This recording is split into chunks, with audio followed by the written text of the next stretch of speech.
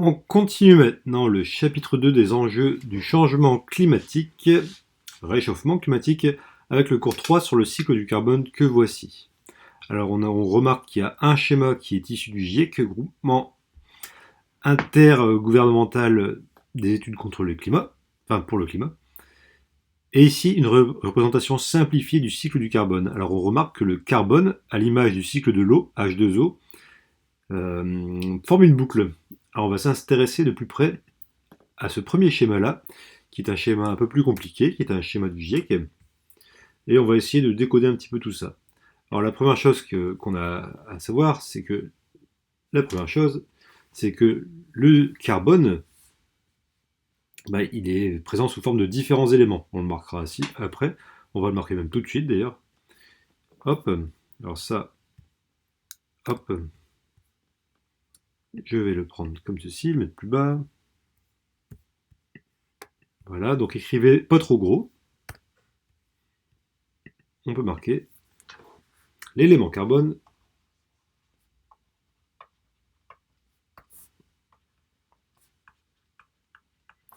est présent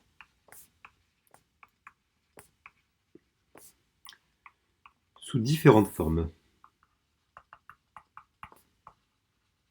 différentes entités chimiques. Regardons un peu de plus près le carbone, où est-ce qu'il se trouve. Alors d'abord, si on regarde mon schéma ici, vous avez un petit peu de place sur le côté, on retrouve le carbone dans l'atmosphère. Et là, il est sous forme de CO2, CO2 gazeux bien sûr,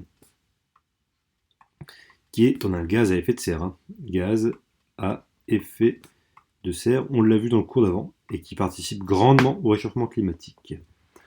On voit ici que le carbone est présent dans les sous-sols sous forme de carbone organique. Donc là, on peut marquer carbone fossile. On va le marquer ici en orange. Carbone fossile.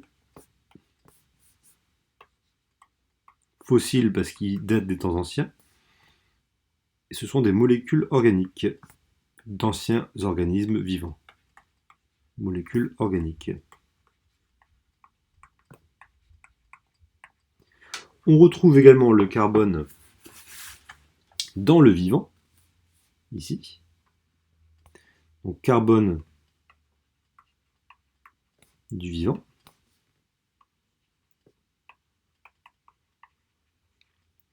Qu'on retrouve également ici, bien sûr. Voilà. Et bien sûr, pour finir, on retrouve le carbone dans le sol et au fond des océans, sous forme, ici, minérale.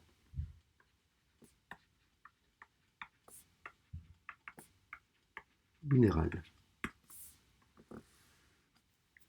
Et on voit qu'on observe un cycle ici, d'aller et retour du carbone, fossile, carbone du vivant, carbone gazeux atmosphérique, carbone qui se dilue dans l'eau, carbone organique, carbone minéral. Donc on a bien un cycle. L'élément carbone est présent sous différentes formes. Voilà. On remarque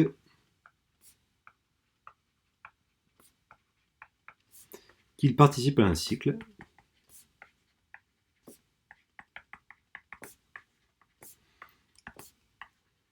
Un cycle naturel.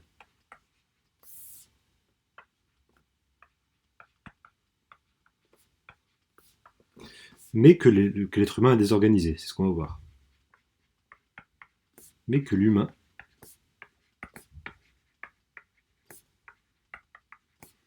a désorganisé.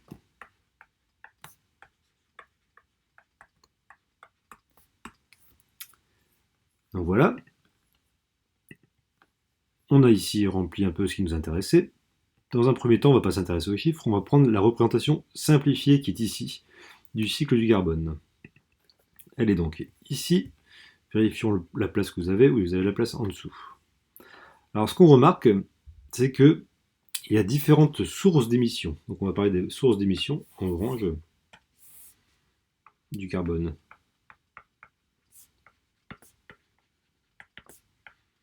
Qui émet le carbone dans l'atmosphère? Source d'émission atmosphérique, bien sûr.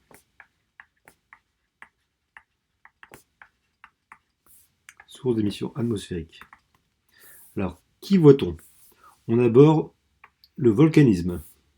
Historiquement, c'est le volcanisme qui émettait du carbone sous forme de CO2 dans l'atmosphère. Et on voit aussi, ici, les activités humaines.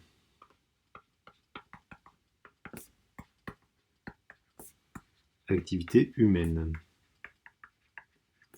Alors ça veut dire quoi les activités humaines? Comment fait-on pour émettre du carbone sous forme gazeuse? Par la combustion du pétrole.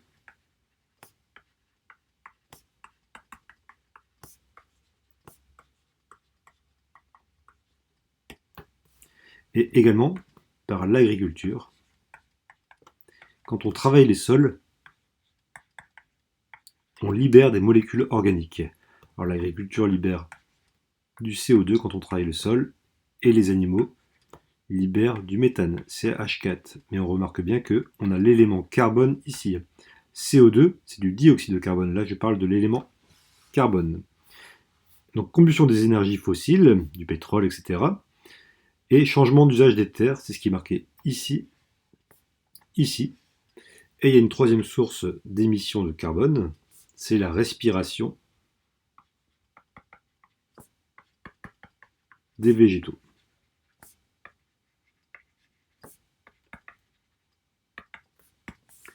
Et qui sont les sources d'absorption? On va marquer ici en vert.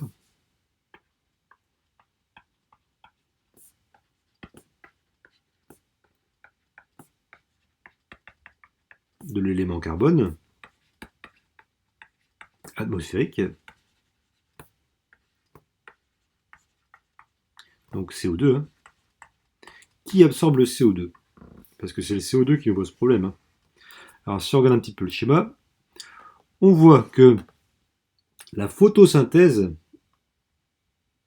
est le premier contributeur d'absorption du carbone dans l'atmosphère. C'est-à-dire que le CO2, qui est ici, se transforme en molécules vivantes, en végétation. C'est un des éléments qui permet de faire le vivant. Et on voit aussi que le carbone a tendance à être absorbé par dissolution dans les océans. Un peu comme quand on fait de l'eau gazeuse, on dissout du CO2 dans l'eau. Donc les sources d'absorption de l'élément carbone, c'est les végétaux,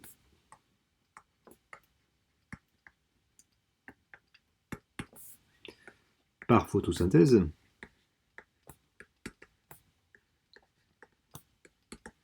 principalement. C'est comme ça qu'ils produisent de la masse, hein. Ils produisent des feuilles, du bois, etc. Je ne vais pas vous faire un dessin. Et une partie du carbone atmosphérique est absorbée par les océans. Le dioxyde de carbone gazeux se dissout dans l'eau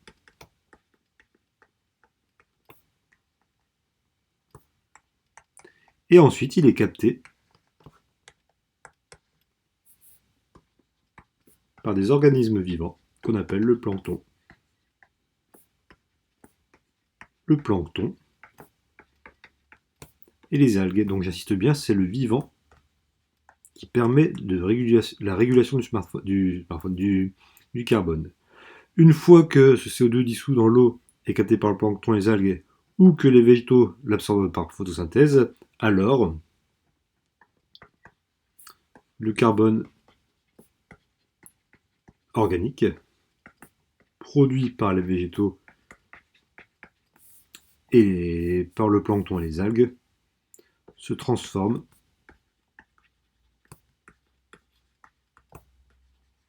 en carbone minéral, donc en minéraux, quand les végétaux meurent et quand les algues meurent, lors de la mort des organismes. Et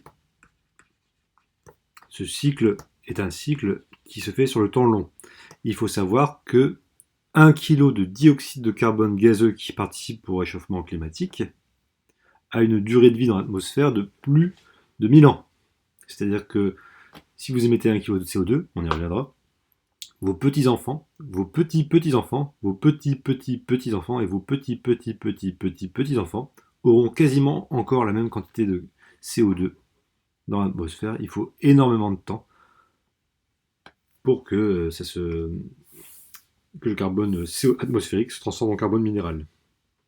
Donc on va le marquer. CO2 gazeux se transforme en carbone minéral. Alors un exemple du carbone minéral, c'est la craie, CaCO3. Mais c'est sur le temps long. Réaction lente. Et qu'est-ce qu'on voit aussi de vraiment important sur mon schéma? C'est que le déséquilibre vient des activités humaines et on voit qu'on a une augmentation en moyenne d'un indice 4 du carbone du fait des activités humaines. Donc là, on a un cycle déséquilibré. Je ne sais pas si vous avez de la place ici. Et c'est ainsi que le carbone atmosphérique déséquilibré. Et c'est ainsi que le CO2 atmosphérique augmente au cours du temps.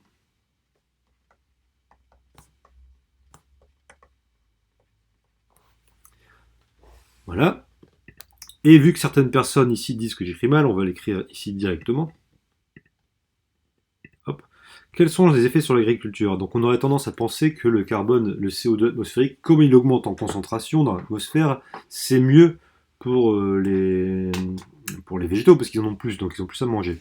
On va marquer, on a tendance à penser que l'augmentation de la concentration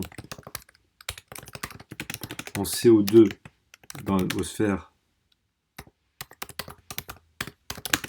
est bénéfique aux végétaux. Mais ce n'est pas le cas. Ce n'est pas le cas. Parce qu'en fait, la température sur Terre augmente. La température sur Terre augmente du fait de l'augmentation du CO2. Car le CO2 augmente, c'est l'effet de serre. Et le fait que la température sur Terre augmente diminue la capacité d'absorption des végétaux en CO2. La température sur Terre augmente, ça diminue la capacité des végétaux à absorber le CO2 gaz. Et donc là, c'est un cercle vicieux. Car en fait, le CO2 augmente, la température augmente, et de ce fait, les végétaux arrivent de moins en moins à capturer le CO2. Le CO2 est de moins en moins capturé par les végétaux pour faire leur biomasse.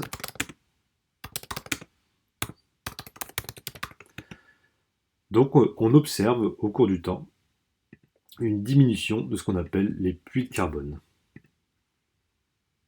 Au fil du temps, on observe une diminution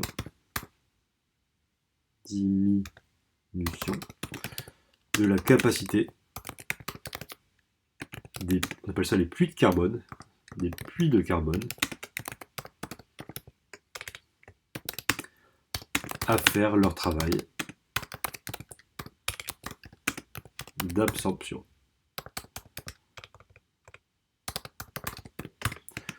Donc, l'effet sur l'agriculture sur lequel il faut s'attendre, on peut s'attendre, en continuant cette trajectoire d'émission,